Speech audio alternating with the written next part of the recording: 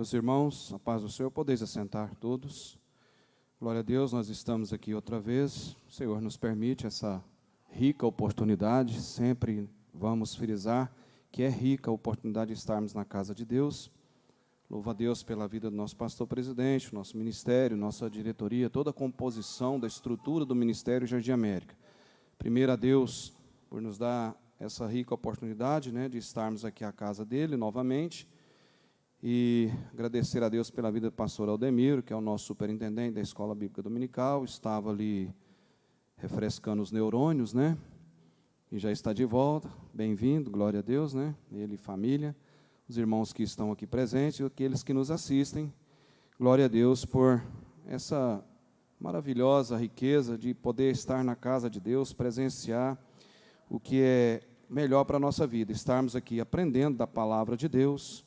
E eu creio que os irmãos que já estão aqui conosco, sabem que nós estamos aí, também aqueles que nos assistem, sabem que nós estamos discorrendo com salvação e comportamento.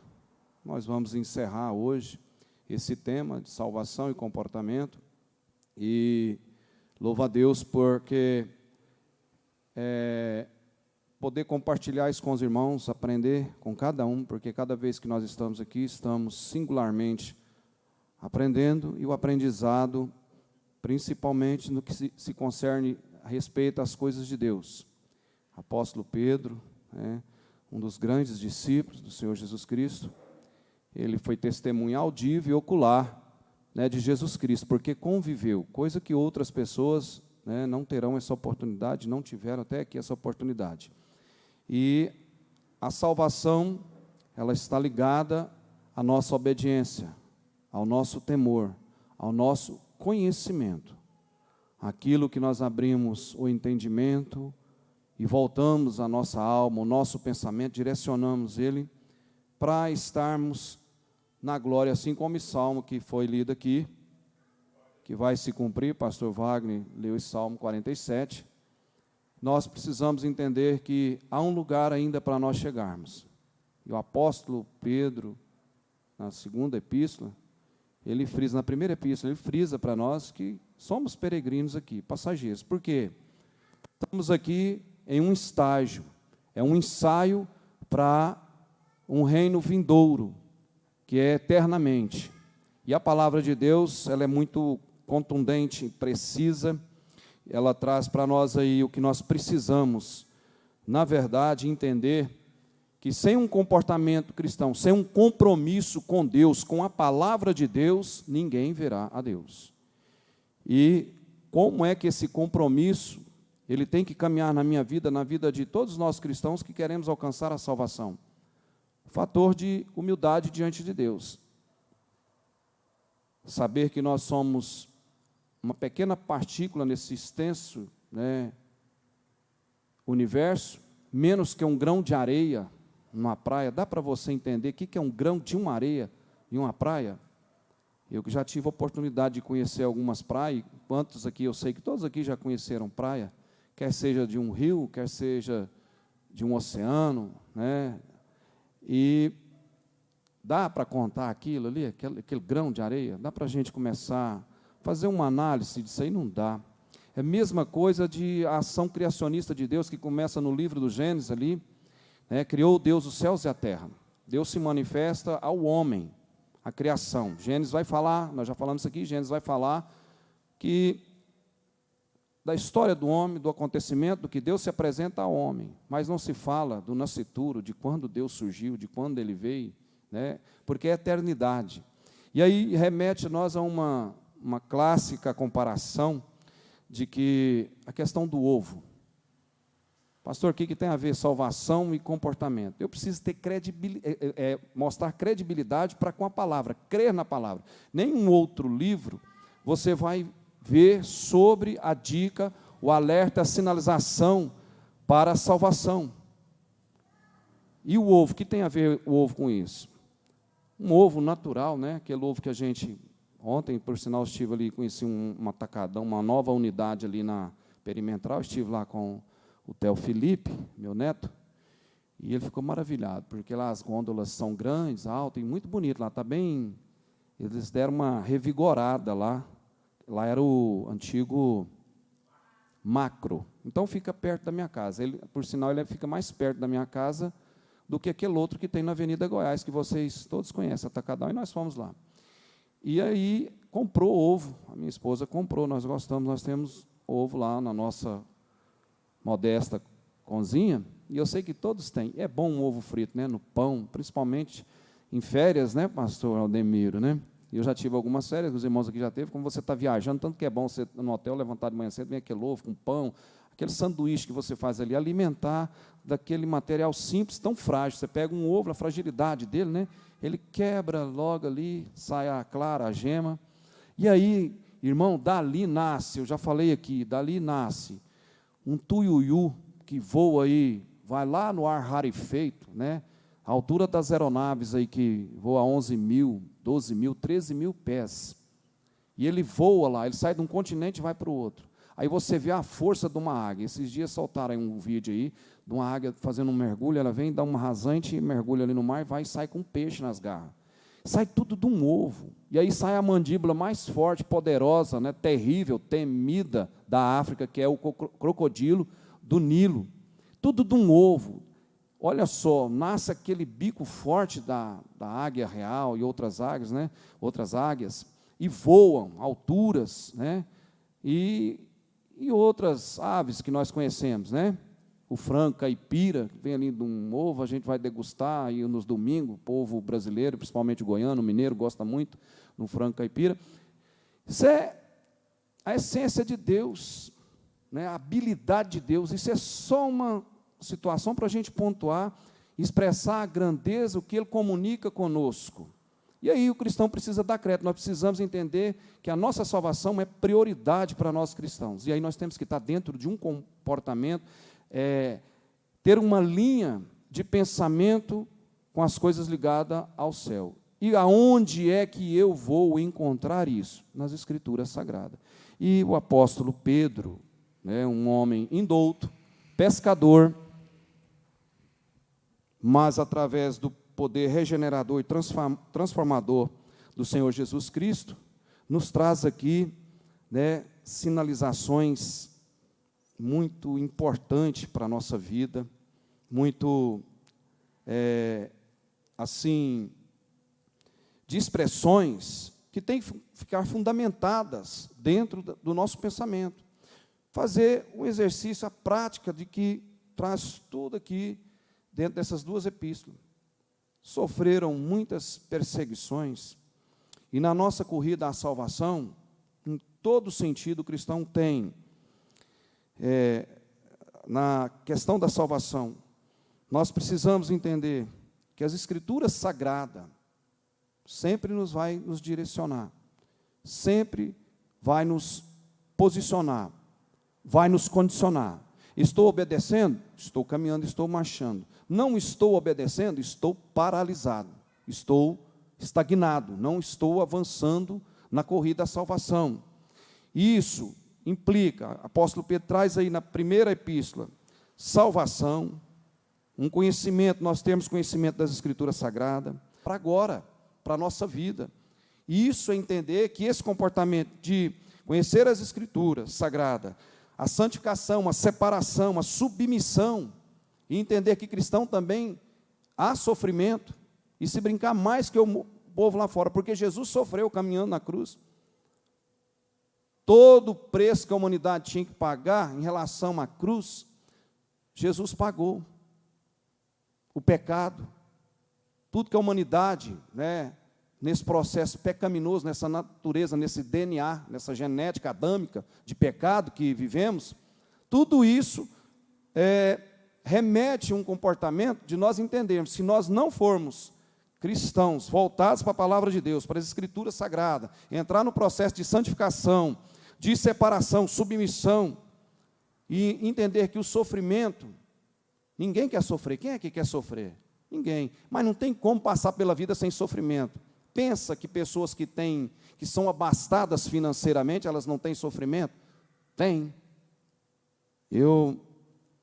Semana passada, eu tinha notado aqui, eu queria falar, se eu achar, eu vou falar mais no final, sobre a questão do Steve Jobs, o que ele pontuou em um leito de uma cama. Todos sabem quem foi o Steve Jobs, e o que ele pontuou, muito sério para a nossa vida. Entender que posição social, posição com títulos honoríficos, né? Posição de uma celebridade, nada disso compra a salvação. Nada pode pagar a saúde de uma pessoa. Você pode ter dinheiro para pagar as pessoas para trabalhar para você, para ganhar mais dinheiro para você, para pilotar um barco, um avião, né, uma aeronave, carro, enfim, uma empresa, gerenciar para você, diretor executivo, coisa tal, por aí afora. Mas você não pode pagar uma pessoa para substituí-lo em um leito de uma cama. Steve Jobs pontuou isso aí. E é uma coisa séria para a gente refletir. Um cara, né, ele era hinduísta, aquele cara daquela questão de alimentação ali, como é que fala? Aquela alimentação que o pessoal é só ali do vegetariano. Então ele tinha esse pensamento, mas foi um cara iluminado, tem coisa dele aí ainda que nós ainda vamos absorver em termos da tecnologia, né, essa tecnologia que nós temos aí que está muito avançada. E ele frisou isso. E nós precisamos entender que no sofrimento cristão, por mais que você possa andar ali sempre com o Senhor, você vai acontecer sofrimento na nossa vida. Quem falar que não tem sofrimento, tem algo errado. Ninguém quer, mas é um processo, Jesus passou por isso. E aí também, Pedro também questiona a questão da zombaria, nós falamos aqui semana passada, a questão das heresias dentro da igreja, combater essas pessoas que, essa epístola, principalmente essa epístola, essa primeira epístola é o que estava acontecendo com os problemas internos da igreja. Interno. Existe essa situação. E Pedro vai, né, Deus revela, mostra para ele, que mesmo diante de sofrimento, o cristão precisa ter um comportamento, saber que o Senhor sofreu, Jesus Cristo. O alvo nosso sempre é Jesus Cristo, a cruz, a salvação. E Jesus Cristo é o modelo para nós entendermos que não tem como passar por essa vida sem um sofrimento. Um sofrimento no labor, no trabalho, uma decepção frustrada de alguma coisa, e família, tudo tem isso, tem sofrimento com filho, marido, esposa, e aí vai, por aí vai, filho, por aí vai, todos têm, não tem como fugir disso aí. Mas o cristão verdadeiro, ele está correndo, né, para uma salvação, sabe que esse processo, coisa que o mundo lá fora não dá conta de suportar, ele não consegue suportar, porque eles estão apegados na condição, na posição que o mundo lhes oferece, o status financeiro, o status de título honorífico, coisa por aí. Essas coisas, eles são apegados a isso. Nós precisamos ser apegados, apóstolo Pedro ensina nós sermos apegados, mesmo diante dessas situações, nós precisamos apegar a palavra de Deus, para poder caminharmos. Sim.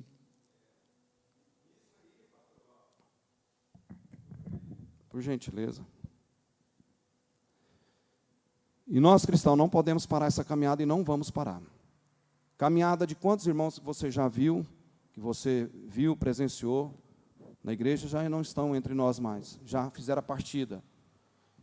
Cedo ou mais tarde isso acontece conosco.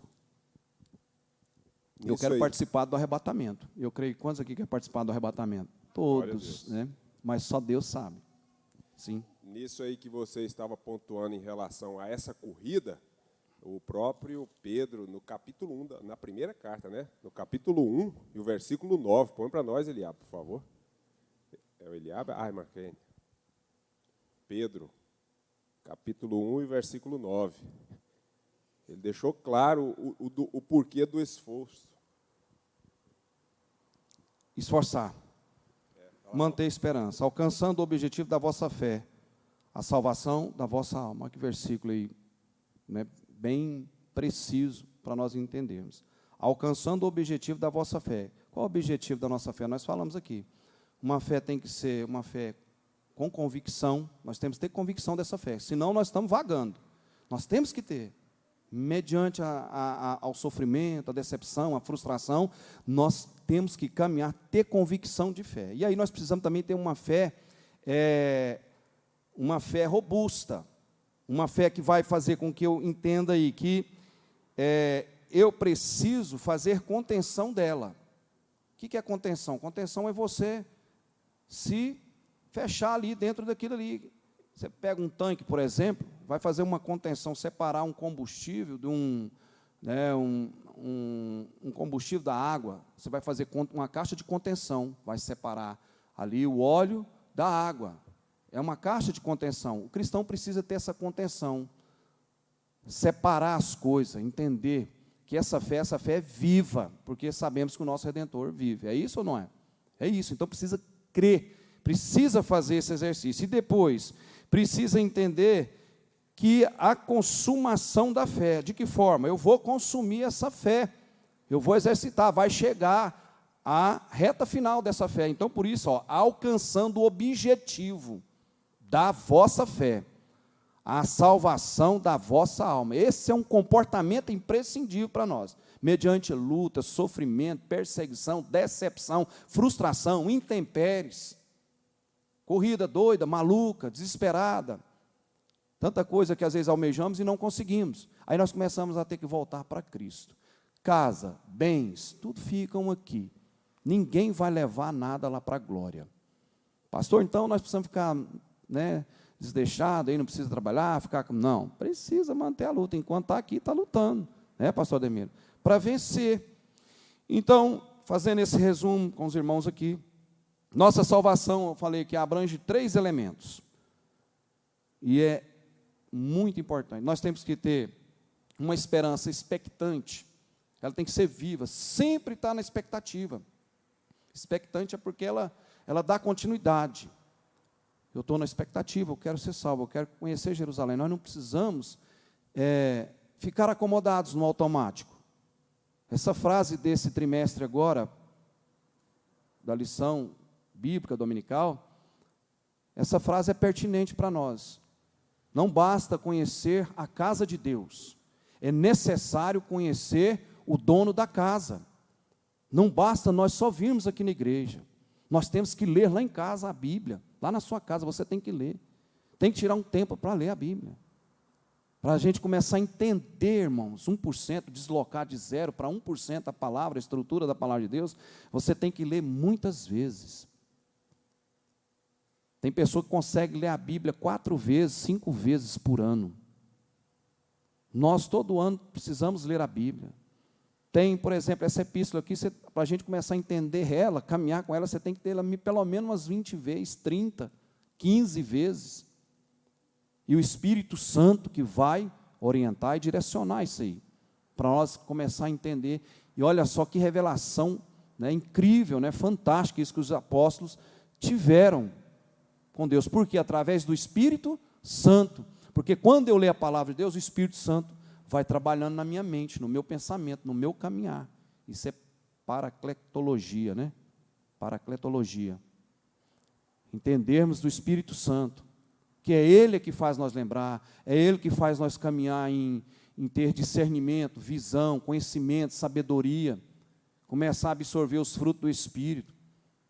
Nesse mundo maluco que nós estamos vivendo, nessa corrida, o cristão precisa entender esses 3 elementos.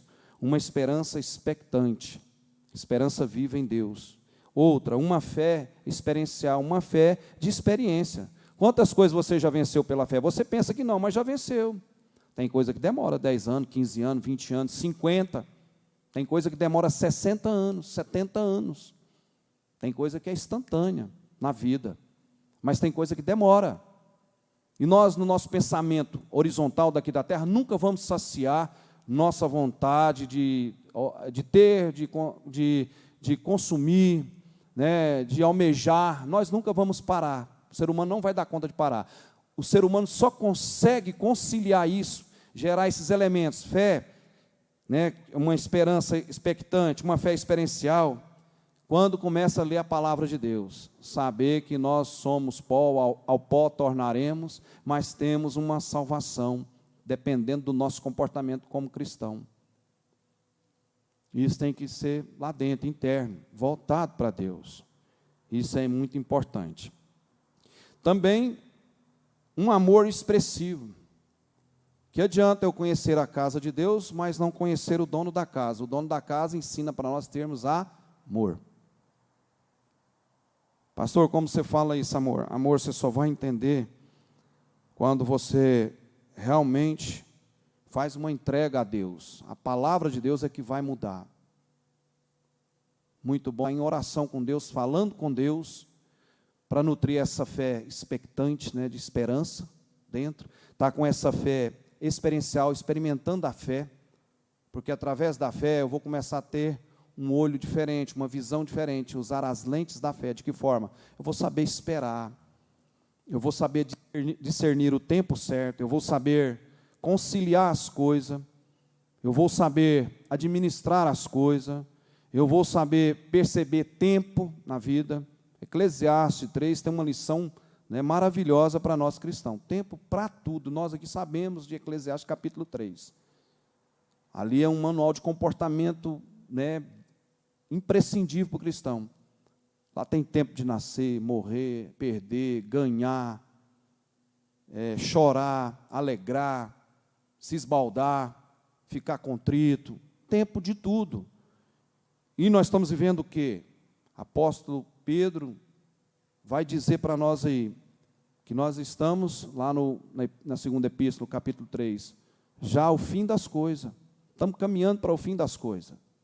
E aí nós precisamos ter esses elementos, uma esperança bem expectante, né, está ali dentro de nós, uma fé com experiência, que é a fé experiencial, e um amor expressivo. Como eu vou exercitar esse amor expressivo? Como que eu vou expressar isso? Só através da palavra, o Espírito Santo tocando no nosso coração. Ninguém é bonzinho porque quer, não. Para fazer o exercício de amor, precisa conhecer a palavra de Deus, senão é só estereótipo, é só coisa por fora.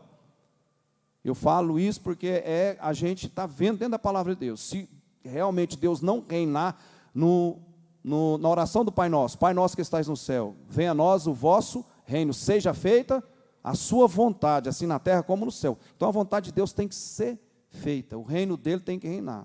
De que forma? A entrega total, ser cristão verdadeiro, se ter uma nova roupagem, uma nova postura, uma nova jornada, uma nova caminhada, um novo caminho, um novo horizonte, uma lente de fé renovada dentro da palavra de Deus. Senão, não caminha. Pastor Walter, Gálatas 2:20, por favor, irmã Kelly.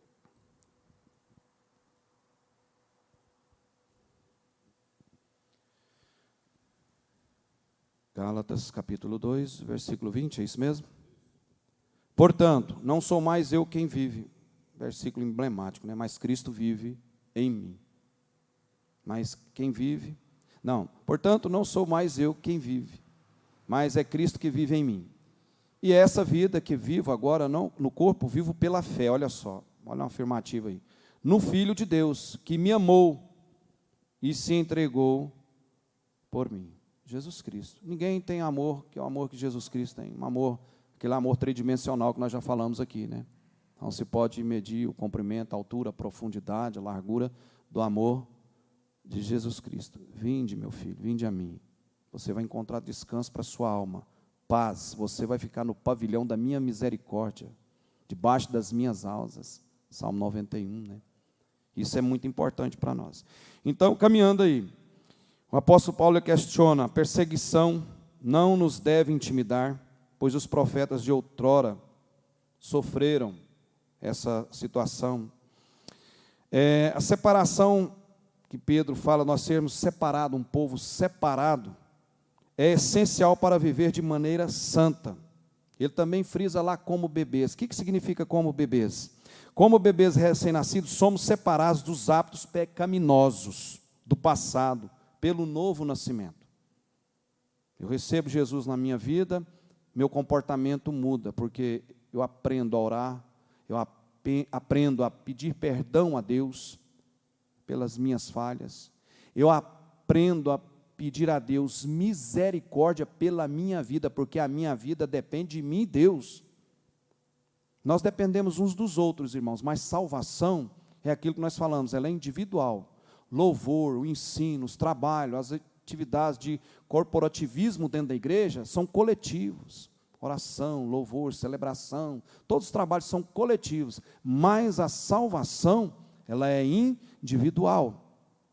As pessoas vão acompanhar naquele funeral, vão só até aquele lugar, dali em diante não vai mais, não vai mais. Aonde o cidadão pode estar depois de 1 minuto depois da sua morte? Aquele que não conhece a Cristo, aquele que não se arrependeu, sabe lá se ele teve aquela oportunidade que teve aquele ladrão da cruz, né? O último momento, a última visão dele na terra, ele teve uma oportunidade, nem todo mundo tem essa oportunidade. E nós que somos cristãos, por isso que todo mundo, né, nossa pastora presidente gosta de falar que nós precisamos estar preparados, e a Bíblia nos ensina a estar preparado, o apóstolo Pedro nos ensina isso aí, que nós precisamos ter uma separação essencial para viver de maneira santa, que nós como os bebês recém-nascidos, somos separados dos hábitos pecaminosos do passado, pelo novo nascimento. Também Lavi, ele traz para nós aí dentro, eu estou fazendo um resumo sintetizado disso aqui, dessa primeira epístola, como pedras vivas, somos separados dos hábitos pecaminosos do passado pela crença, por crermos em Deus, por essa fé expectante, essa fé, né, com a lente mais além.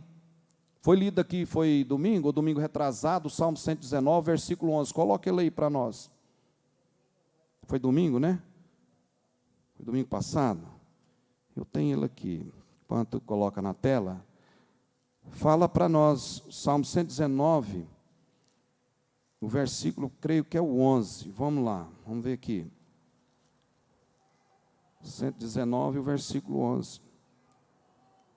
Lentes da fé. Não é o 11 não, é o Salmo 119, o versículo 18, 19 e o 20. Faze-me bem ao teu servo, faze bem ao teu servo, para que eu viva, assim obedecerei a tua palavra, obedecer a palavra de Deus. Olha só o 18, o que fala da lente da fé, me fez lembrar. Olha só, vamos ler todos aí? Bem audível.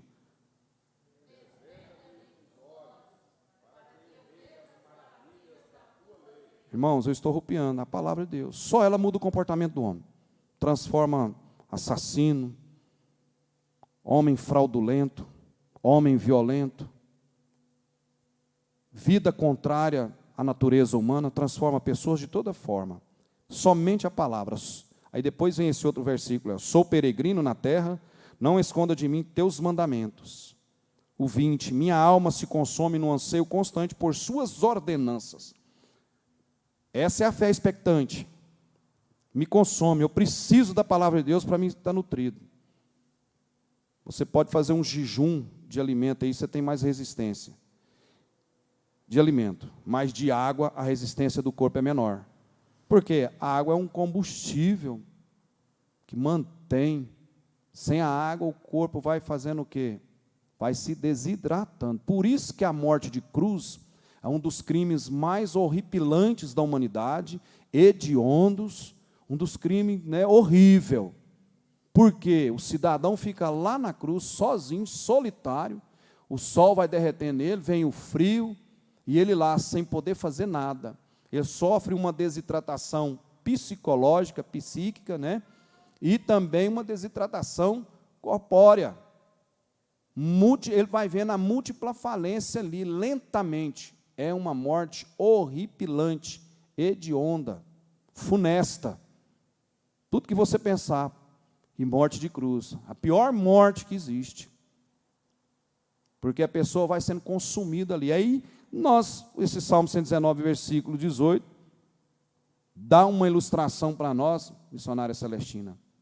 Dá um tutano, uma força espiritual. Desvenda-me os olhos, para que eu veja as maravilhas da tua lei. É muito importante, a palavra de Deus é muito importante. Então, nós precisamos entender isso aí. Outro fator que Pedro, nessa primeira epístola, ele pontua a submissão. A submissão é um ingrediente essencial na vida cristã. Ela está contida ali nos 5 pilares da igreja primitiva que permanece para até hoje, para nós. Lá tem o amor, a unidade, a perseverança, fala da ousadia e fala da submissão. Mesmo Pedro, sabendo que eles estavam passando ali terríveis perseguições, falou, ó, mantenha a submissão. É um ingrediente, é um comportamento essencial. E nós, por natureza, irmão, qualquer coisa pega nós e faz nós arrupiar. Faz ou não faz? Sai do trilho. E aí, para esse trilho sendo destruído, sendo diluído na minha vida, esse trilho desse gênio meu, o que eu preciso? Eu preciso estar lendo a palavra, senão ninguém consegue. Vai fazer estereótipo, vai ter conhecimento bíblico, vai falar, vai pregar, vai caminhar, mas não vai conseguir o fruto do Espírito, que sempre é falado aqui, e não só aqui na igreja local, mas em toda parte, fruto do Espírito. Sem ele nós não conseguimos. E aí, para você atingir isso, é gradativamente, não é do dia para a noite, não. Tem que ler janeiro, fevereiro, dezembro, 2020, 19, os anos que passou para trás, os que vier, se Deus permitir, tem que continuar lendo, que a palavra de Deus todo dia se renova na nossa vida. E isso é muito importante para nós. E a segunda epístola, nós falamos aqui, quanto ao andar com Deus, o segredo, Pedro vai sinalizar aí o segredo de começar bem, viver bem e terminar bem a jornada cristã. E isso tudo eu preciso exercitar as lentes da fé, como esse salmo e pedir a Deus para desvendar, porque a nossa vida é cheia de mistério, é cheia de cilada. Todo dia é uma cilada, todo dia nós estamos vencendo uma luta. Nós já nascemos vencendo, brigando, Na gestação já é uma briga. Então, se já estamos aqui, é porque já percorremos um grande caminho de campeão. Vencemos outros concorrentes. E estamos aqui. E aí, nessa caminhada, eu preciso ter essa lente da fé. É ordenança, é bíblico. É um alimento espiritual, é o combustível, é a palavra. Porque aí eu vou entender submissão, vou entender sofrimento, perseguição, heresia, profecia. O cristão precisa começar a ter essa lente. É um comportamento para atingir salvação. E aí Pedro, nessa segunda epístola dele, ele fala a respeito, quanto ao andar com Deus, o segredo de começar bem, continuar bem, o segredo de terminar bem. E ele fala também quanto à palavra de Deus. A palavra de Deus tem que estar guardada no nosso coração. E Salmo 119 fala aí, O versículo 11, Salmo 119, versículo 11. Guardei a tua palavra no meu, aonde? Guardei minha palavra na Bíblia, ela fica lá, e eu vou ler de vez em quando em vez. Fazer amuleto, como muita gente faz, a Bíblia de amuleto, colocar no para-brisa do carro para livrar de multa de trânsito, de blitz, para colocar dentro de uma casa, ou colocar dentro de um escritório, de uma empresa, como amuleto, mas não abre a página, que adianta? O Senhor é meu pastor, muito está lá no Salmo 23. E nada me faltará. Não faltará mesmo, não. Não faltará sofrimento, não faltará perseguição, não faltará decepção, não vai faltar outras coisas ruins aí, não vai faltar, não falta, não. A pessoa pensa, nada me faltará. E aí, coloca aquilo ali emblemático, como assim, só vitória, vitória, vitória, vitória, vitória, vitória. Não é, a vida não é assim. Jesus não ensinou isso. Jesus não ensinou. A vida não é fácil. Com Jesus saltamos muralhas, mas para saltar muralhas com Jesus eu tenho que usar a lente da fé, porque é ordenança. Eu tenho que ter fé expectante, eu tenho que ter uma fé contida, uma fé exercitada. Então, Pedro fala sobre isso aí, quanto à palavra de Deus, a doutrina de hereges, destruição dos hereges, a proximidade dessa destruição, nessa última epístola de Pedro, ao capítulo 3, vai falar aí sobre o acontecimento que vai acontecer. Uma vez o mundo foi destruído por água, 8 pessoas se salvaram. O mundo não será destruído por água mais, mas sim por fogo. E, olha só, Pedro, hein, mais de 2000 anos, um pescador, iluminado pelo Espírito Santo, trouxe aí ensinamentos agora para a contemporaneidade, século 20 e 21, trazer aplicação bíblica e alerta e sinalização para nós mantermos comportamento de cristão, já sinalizando para a vinda de Jesus. Essa segunda epístola aí. E aí, irmãos, ele também exortou os santos a descansar a fé no prumo da palavra de Deus. Eu falei aqui, semana passada, o prumo. Para que serve o prumo, pastor Aldemiro? A estrutura, nivelamento, né? Alinhamento. Comportamento de cristão, alinhado aonde? A palavra de Deus. E esse novo paradigma que tem por aí, de novo modelo de igrejas que existe por aí, querem tirar esse prumo, querem deixarmos de sermos bíblicos, separados, né? Querem aquilo que nós falamos aqui, numerolatria, e foge do conteúdo bíblico da palavra de Deus, coisa que é errada, né? Eu sempre falei aqui e falo do shopping religioso, né? Da fantasia religiosa. Vocês já viram falar sobre a fantasia religiosa? Pode falar? Vou falar para os irmãos aqui. Talvez Deus deva pensar em algumas das nossas reuniões, que já aconteceram, talvez umas que possam acontecer, eu imagino que Deus possa estar pensando lá assim. A pessoa chegar fantasiado de humilde, fantasiado de autossuficiência, fantasiado de carismático, fantasiado de santo, fantasiado de feliz, fantasiado de consagrado, fantasiado de dever cumprido, fantasiado de empatia, fantasiado de bonzinho, fantasiado de sábio, fantasiado de solidário, fantasiado de docilidade, fantasiado de justo, fantasiado de honesto, fantasiado de cristão. Isso, no que nós estamos vivendo agora, nesses últimos avisos, é hora de nós queimar toda essa, né? Eu sei que aqui não existe isso, mas tem lugares que a gente vê isso aí. Porque pegaram o evangelho e está começando a banalizar o evangelho já tem um tempo, vem banalizando. É hora de nós queimar essa maquiagem aí, esses que praticam isso, nós entender que se precisa ser queimada essa maquiagem, né? E fazer a coisa certa, né? Que forma? Fazer a coisa certa. Aparecer a Deus do jeito que nós somos. Abrir, rasgar o nosso coração diante de Deus da forma que nós somos. Isso é comportamento. Então, tudo isso aqui, a gente fez aqui um resumo dessa primeira e segunda epístola, mas muito, ainda é pouco, porque tem muito mais coisa. E para nós, irmãos, trabalharmos comportamento nosso de igreja, nós precisamos exercitar tudo que a palavra de Deus pede para nós exercitar. Pastor, como vai dar conta de tudo?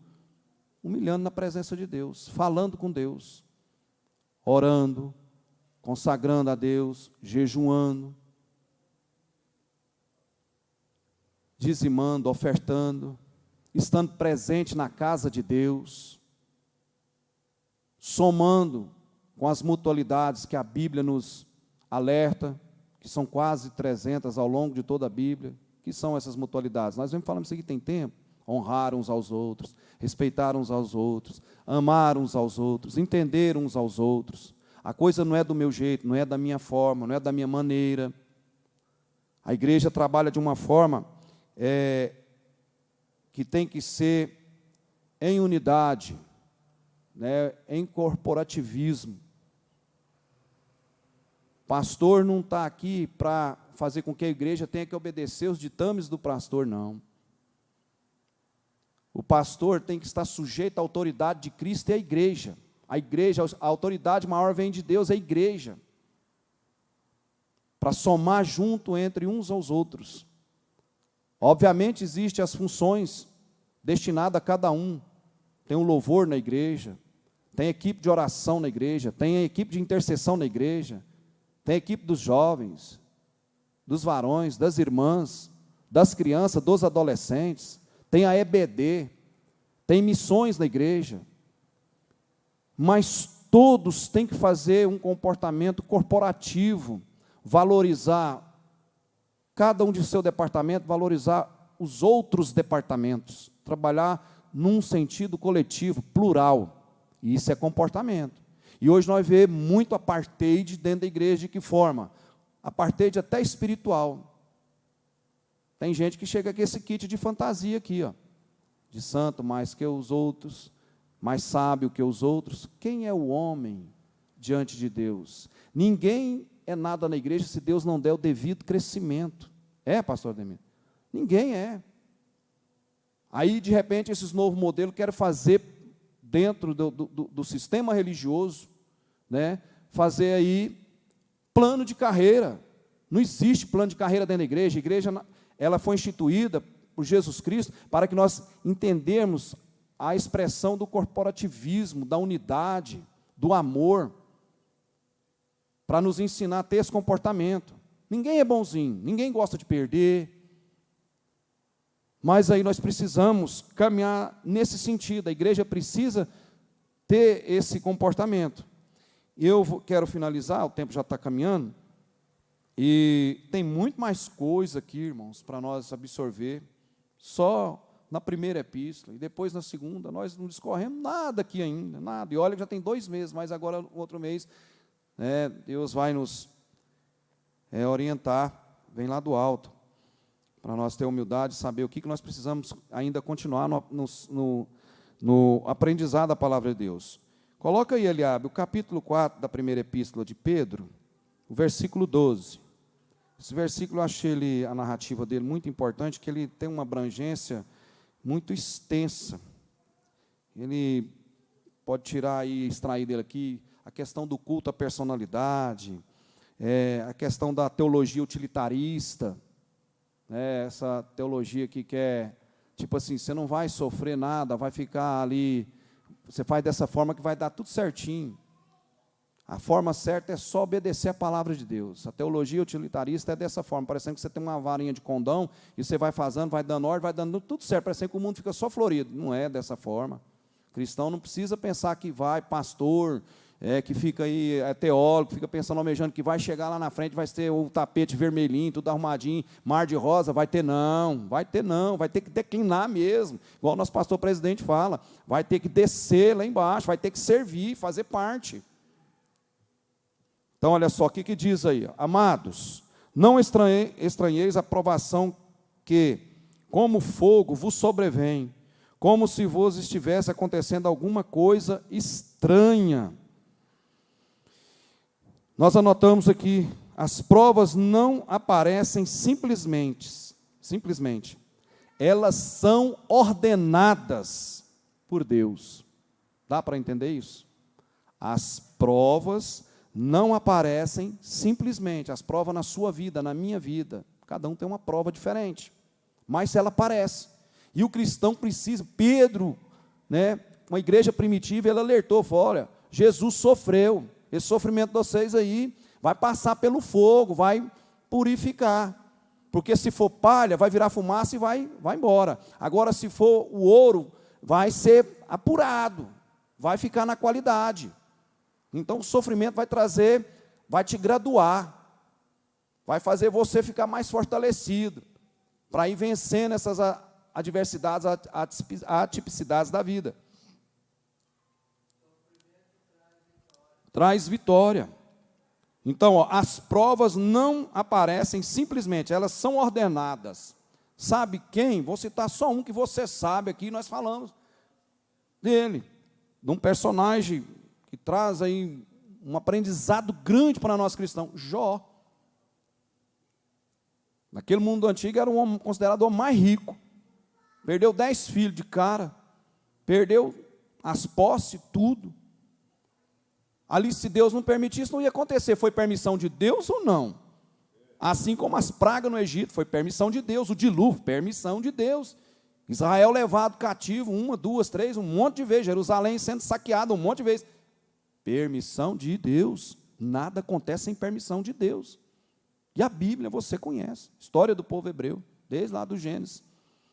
Então, olha só. Amados, não estranheis a provação que como fogo vos sobrevém, como se vos estivesse acontecendo alguma coisa estranha. O próximo versículo 13, irmã Kênia. Olha o que vai dizer aí. Mas alegrai-vos. Nossa, isso aqui é forte, é pesado. Você está sofrendo, o negócio está te triturando, está te massacrando, está pisando, e você já está para pegar um tanque daquele do exército, e sair né? Você já está ali explodindo. Olha aqui que vem aí a palavra, mas alegrai-vos por seres participantes do sofrimento de Cristo, para que também vos alegreis e exulteis na revelação da sua glória.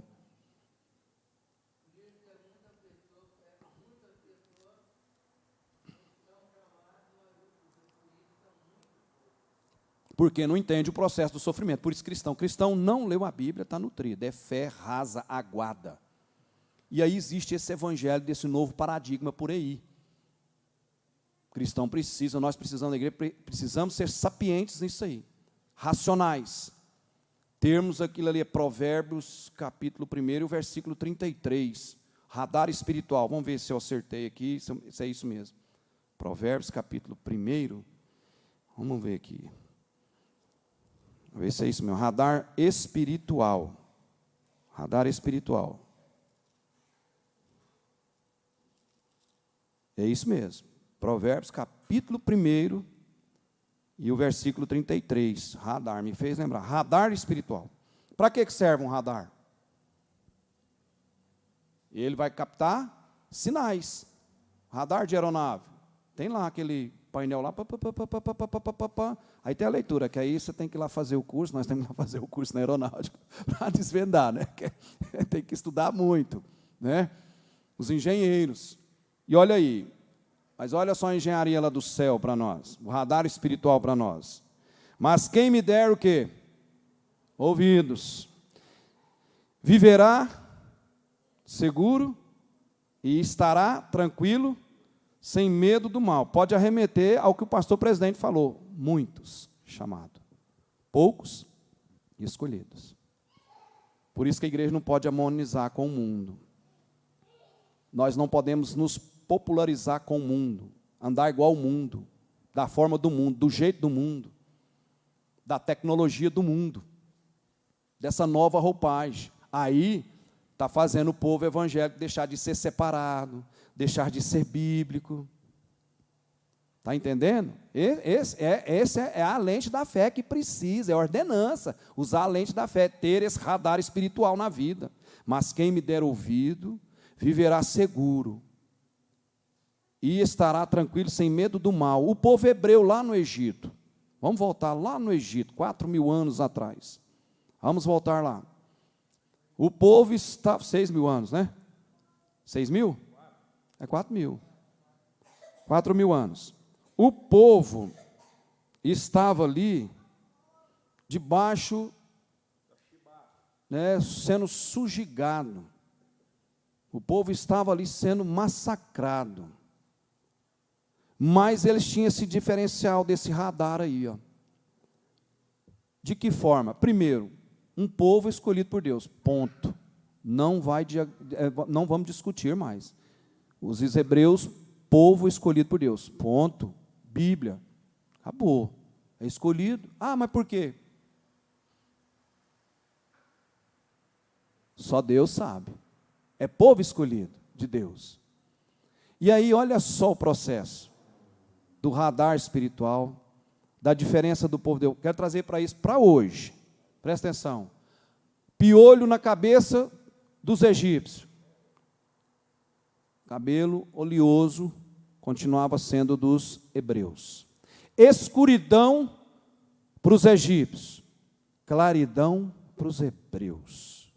Água com problema de sangue lá para os egípcios. Água potável para os hebreus. O que mais? Piolhos, né? Na cabeça lá dos egípcios e os hebreus tranquilos. Ah, uma grave situação. As rãs lá, invadiu lá, o povo hebreu tranquilo. Não passando nem um comodongo lá. Nada. Tranquilo. E outro agravante, olha só o agravante e atenuante, a diferença, o agravante e atenuante. Agravante para os egípcios, escuridão lá para os egípcios, e os hebreus na luz. Essa é a diferença do povo de Deus. Então, esse radar espiritual remete isso aí para nós, hoje, para nós sobressairmos. Se nós tão somente obedecermos, nós termos temor, olhar os mandamentos que Deus nos coloca, que é lei, a lei mosaica continua ainda para nós. O que é a lei? Senão a extensão do caráter de Deus. Qual o caráter de Deus para a nossa vida? Nós obedecermos e atingir salvação, para sermos salvos. Porque mais vale uma alma para Deus do que o planeta inteiro. Então nós temos que ter esse radar. Mas quem me der ouvido? Ouvido de que forma? Como assim eu vou ouvir Deus falar? Irmãos, Deus fala através da palavra. Deus fala através de cada amanhecer para nós. Habita em nós, cuida de nós. Todos os dias está entre nós esse Deus de Abraão, de Isaac e Jacó. É isso que nós precisamos alimentar. A igreja precisa. Aí essa igreja de hoje está começando a se desvanecer. Porque também é até bíblico. Falsos profetas. Né? Heresias, isso, olha só, apóstolo Pedro lá, o pescador, uma revelação do Espírito Santo. Olha o que o Espírito Santo faz, muda tudo, traz a história a nós. E olha só, caminhando dentro desse versículo, né? Sua prova, a sua prova, seja qual for, não é a única, não é a única. Ah, mas não é possível, só acontece comigo, não é impossível. É só comigo mesmo. Não, sua prova não é a única. Muitos estão vivenciando o mesmo. Tem gente que tem provas parelhas igual a sua, mais aguda, mais intermediária, mas tem prova, tem sofrimento. E essa teologia que a gente fala, é uma facção cristã, a teologia utilitarista, ela prega a essência da dor e oferece inúmeras fórmulas para evitar desconfortos como doença, pobreza e desemprego. De que forma?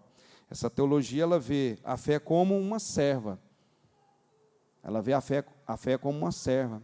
Não, você faz isso que vai dar certo, faz isso que vai dar certo. Não, você pode acreditar que vai dar certo. Não, você pode continuar que vai dar certo. Não, vai na campanha que vai dar certo. Mas se a pessoa estiver em desarmonia com a palavra de Deus, sem um conteúdo, sem um conceito, sem um preceito, sem obediência, sem um temor, vai receber? Eu estou falando para nós cristãos, o mundo lá fora, ele não conhece, ele exercita a fé, acontece um milagre. Eu estou falando da teologia utilitarista, pega a palavra de Deus, distorce ela e traz aquela mensagem, você consegue, você dá conta, você vai vencer, calma, mas não fala, olha, arrepende dos pecados, muda de vida, seja cristão verdadeiro, leia a palavra de Deus, perdoe, ame mais, busque mais a minha presença, fale comigo, conversa comigo. Tudo isso Deus está pedindo, pede dentro da palavra, porque Ele é o advogado fiel. Aí as pessoas ficam com essa teologia utilitarista. Vê a fé como uma serva, como uma vara de condão, como eu falei agora há pouco, ou ainda um gênio da lâmpada, o qual recorremos somente quando nos convém, e nem sempre leva em contrapartida a nossa reciprocidade. Essa teologia triunfalista, ela é só em prol do umbigo. Só em prol do umbigo. Só vejo aqui em redor de mim, tudo para mim é eu, dou certo, tal, assim. Essa é uma teologia utilitarista, errada. Só se estiver errada a Bíblia não está errada, nós erramos, a Bíblia, Deus não erra. Então precisamos ter a reciprocidade. Que reciprocidade? Eu quero receber minha bênção, mas eu tenho que ter esse radar espiritual, eu tenho que ter a lente da fé, eu tenho que ter contenção de fé, eu tenho que ter consumação de fé, eu tenho que ter convicção de fé. Eu preciso disso. E através, onde é que eu vou encontrar fé? Aonde que eu vou achar fé? Na casa de Deus, na palavra de Deus, no exercício de exercitar a fé. Nós discorremos aqui sobre Tiago, apóstolo Tiago.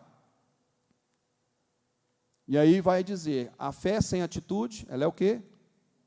Vã, morta. A fé precisa ter a atitude como aliada, irmã. E vai mais longe ainda para nós. Nós não sermos somente ouvintes, leitores da palavra de Deus, mas praticantes da palavra de Deus. Eu preciso praticar. Aí nós estamos chegando nesse mundo agora dessa forma, que está, né, fazendo tipo assim, vamos fazer do jeito que está caminhando todo mundo. Minha Bíblia não é dessa forma, não. A Bíblia ensina nós a ser separados, né, nós temos compromisso com Deus, com a palavra de Deus. E aí outra coisa, para a gente finalizar, já está caminhando ali, o culto à personalidade. Ele é um componente imprescindível no meio militar. De que forma? Os regimes totalitários, que você sabe e está vendo na rede social. O comunismo, ele é totalmente autoritário. E exemplo disso nós temos aí Hitler, Mao Tse Tung, Mussolini, Saddam Hussein, governo totalitarista.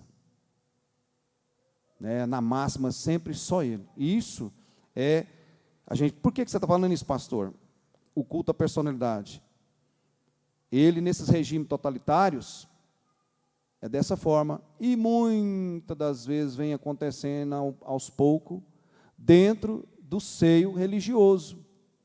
As pessoas começam a liderar e começam a liderar só da forma dela. Só da forma dela. Está errado, tem que ser da forma de Deus. Por isso nós falamos aqui, o pastor, o bispo, o apóstolo que está, é para ajudar, é para somar. Não é para ele ditar assim, olha, como diz o outro, né? Nesse totalitarismo, pode dizer assim, ó. Onde é que eu anotei aqui? Onde perde a submissão. E aí fala que a igreja já está se curvando diante desses seus dominadores, com esse culto à personalidade. Entende isso? Tudo que for da palavra de Deus, tudo que vem do ensinamento bíblico, é que nós vamos absorver, é que nós vamos nutrir. Se não é, nós não vamos. E o sistema que o mundo caminha nessa contramão contra a palavra de Deus, vai desencadeando isso aí. E aí o que acontece? As pessoas começam a ter, exercer, quando tem o poder, essa questão de ser autoritativa demais, estar ali sendo muito autoritária. E isso atrapalha o caminho da igreja. Onde é que chegou um ponto de que a síndrome do grande império, ela começou a brotar umas 2 décadas para cá. De que forma? Megas, templos. Pastor, você é contra? Não, não sou. Vai da necessidade. Não estou falando de citando A e B, não. Mas a gente vê, percebe isso aí. A gente percebe isso aí. E aí começa a acontecer, quando ela produz isso aí, começa a surgir os donos da vida, nesses líderes, que são autoritaristas, que são ali no totalitarismo total, que a gente pode compreender como se fosse no regime militar. De que forma? Eles começam a fazer avaliações, você sobe, você desce, você fica, você não.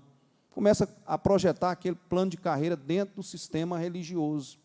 E a igreja precisa sair fora disso. Nós, que é a igreja, precisamos crescer da forma bíblica, da forma de Deus, da maneira que Deus quer. Tem muita coisa para a gente ainda discorrer aqui, mas não dá para, o tempo foi embora. Então é isso aqui que nós, tem muita coisa aqui que ter mais tempo, né, para a gente caminhar. Vale a pena nós entender que o apóstolo Pedro sinalizou para nós termos comportamentos de cristão, não entrar na contramão das coisas da palavra de Deus, obedecer à Bíblia, caminhar da forma que Deus quer. A igreja vai no crescimento que Deus tem para ela, a oferecer. É isso que nós venho falar para os irmãos nessa noite. A igreja precisa trabalhar esse comportamento de obediência, não fugir da obediência da palavra de Deus. Aí a igreja sempre vai crescer do jeito que Deus quer. Amém? Deus abençoe os irmãos. Encerramos aqui essa série, né? Espero aí ter contribuído, penso eu. Tem muito mais coisa aqui. mas aí não dá, o tempo é pequeno e o nosso tempo ele sempre, eu gosto de falar que é amigo. Que a igreja, nós, eu, vocês, todos nós aqui, irmãos, possamos entender que para a nossa salvação, que é o objetivo que nós temos como cristão, nós precisamos ter um comportamento voltado para a estrutura da palavra de Deus, para podermos caminhar, para poder atingir o céu. Amém? Eu preciso, você precisa, todos nós precisamos entrar nesse acordo com a palavra de Deus, manter a fé viva, porque esse comportamento vai fazer nós chegar lá no céu. Fora disso, nós estamos na contramão da palavra de Deus. Amém? Deus abençoe, pastor Wagner, aos irmãos.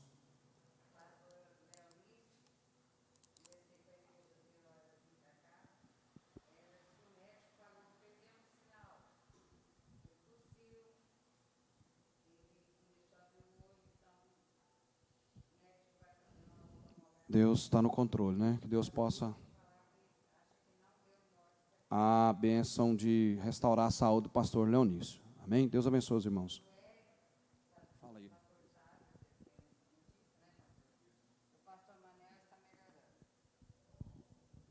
Graças a Deus. Que Deus... Irmão.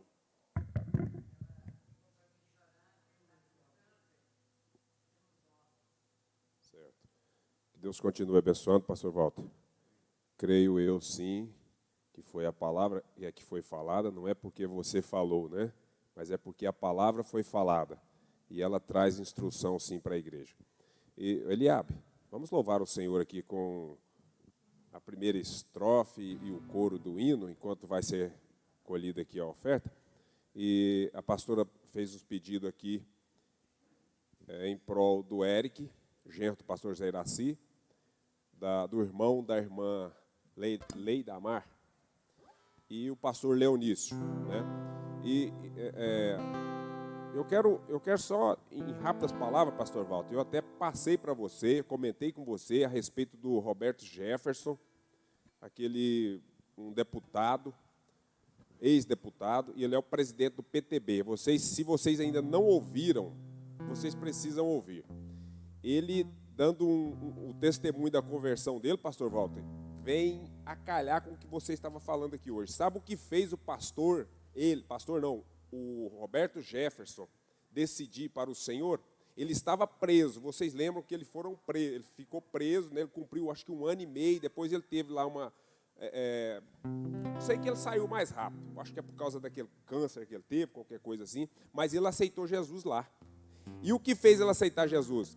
Todos os sábados, as ONGs e uns partidos comunistas iam lá, pastor Juvenil. As ONGs e os partidos comunistas reuniam os detentos, os presos ali, e falavam para eles que o problema não era eles, o problema era a sociedade. Então, tirava a culpa dos detentos e jogava na sociedade, que é o que nós sabemos que eles fazem. O que o Roberto Jefferson, ali no meio, começou a prestar atenção? A Igreja Universal e os assembleanos iam lá, sabe o que eles falavam para todos eles? Vocês pecaram, vocês erraram e vocês têm que pagar o erro de vocês em primeiro ponto com Deus, porque vocês erraram no sentido de desobedecer à vontade de Deus. Mas vocês têm uma oportunidade porque Cristo morreu na cruz por vocês. Então aceita a Cristo como seu Salvador e vocês estão isentos do problema de vocês com Deus. O Roberto Jefferson começou a prestar atenção nisso. Falou, esse pessoal está errado. E começou a estudar a Bíblia. Porque a mulher dele era evangélica, mas ele não. Eles que era católico meia boca, era o que ele falava. Ele começou a estudar a Bíblia e começou a ver que realmente era o que estava na Bíblia, que a verdade era o que a igreja ia lá e falava para o povo, que o único recurso para o homem é aceitar a Cristo como Salvador. Então, temos que falar a palavra de Deus mesmo, sem sombra de dúvida. É ela que liberta e é ela que transforma o homem. Amém? Aleluia. Pastora Celestina. O hino de número 2.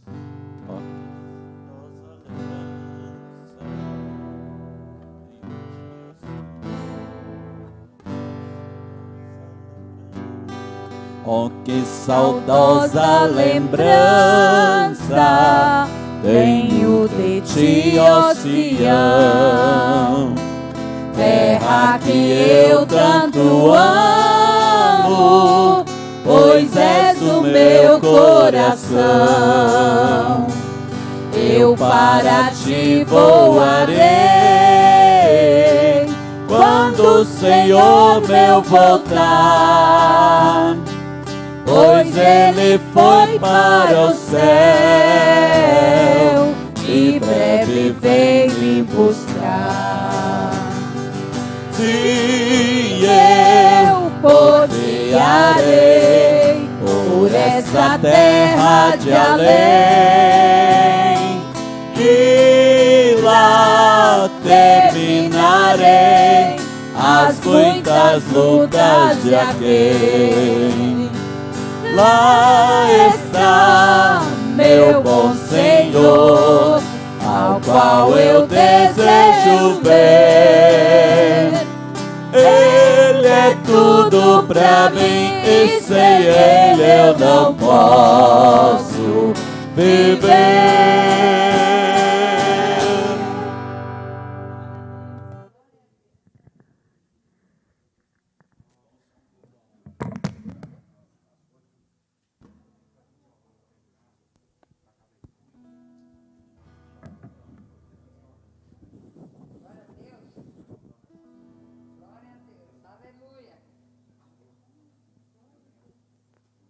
Graças a Deus, chegamos ao fim de mais uma noite de aprendizado da palavra do nosso Deus. Nesta oração final, não se esqueçam dos nomes que foram colocados aí para nós estarmos intercedendo. Pastor Walter, vamos sobre os pés, vamos estar orando, encerrando, e em seguida devolvo ao nosso pastor Juvenil Saturnino. Maravilhoso Deus, Criador, provedor, obrigado, Senhor, por ter dado-nos instruções mediante o falar da Tua palavra nesta noite. Que nós possamos, meu Deus, viver segundo a Tua vontade, porque isso também a Tua palavra nos diz que tanto o querer quanto o efetuar procede do Senhor. Que nós venhamos ser fortalecidos, meu Deus, no dia a dia. Que esta palavra, Senhor, faça o diferencial em nossas vidas, nós guardando ela em nossos corações, para que nós possamos, meu Deus, levar, ó Deus, a cada dia este Teu querer na nossa vida. Pai, despede o Teu povo em paz para a Tua casa, e que nós possamos, meu Deus, nessa semana glorificá-lo a Ti, no nosso modo de viver, de agir, de pensar, frutificando, Senhor, segundo a Tua vontade e a Tua palavra. É em nome de Jesus que nós agradecemos e pedimos a Ti que assim seja, para a honra e glória do Teu nome. Pastor Juvenil.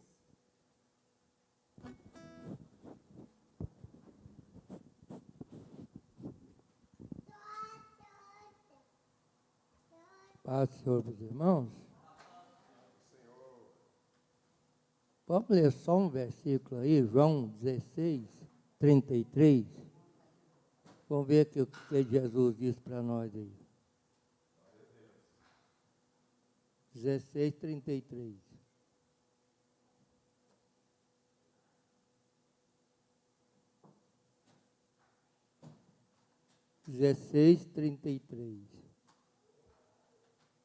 Olha o que ele falou aí, Jesus falou aí. Que é só bonança na nossa vida, não é isso? Tenho-vos dito isso. Só. Olha o que ele falou. Tendo-vos dito isso, olha aí, vírgula. Para que em mim tenhais paz. Nele, né? Nele, em Jesus, né? Mas o que acontece para nós? No mundo tereis aflições, mas tem bom ânimo. Eu venci o mundo. Então vai vencer? É isso aí, ele está falando para nós aí. Temos dito isso. Põe uma vírgula lá para poder continuar. Então, no mundo tereis aflições. Né? Nós já oramos, né? Graças a Deus. Que Deus possa abençoar a cada um dos irmãos que veio aqui nessa noite. Que a graça do Senhor Jesus Cristo, o amor de Deus, a comunhão, a consolação do Espírito Santo, seja com todos nós agora e sempre. Amém. Deus abençoe a todos em nome de Jesus. Amém. Glória a Deus.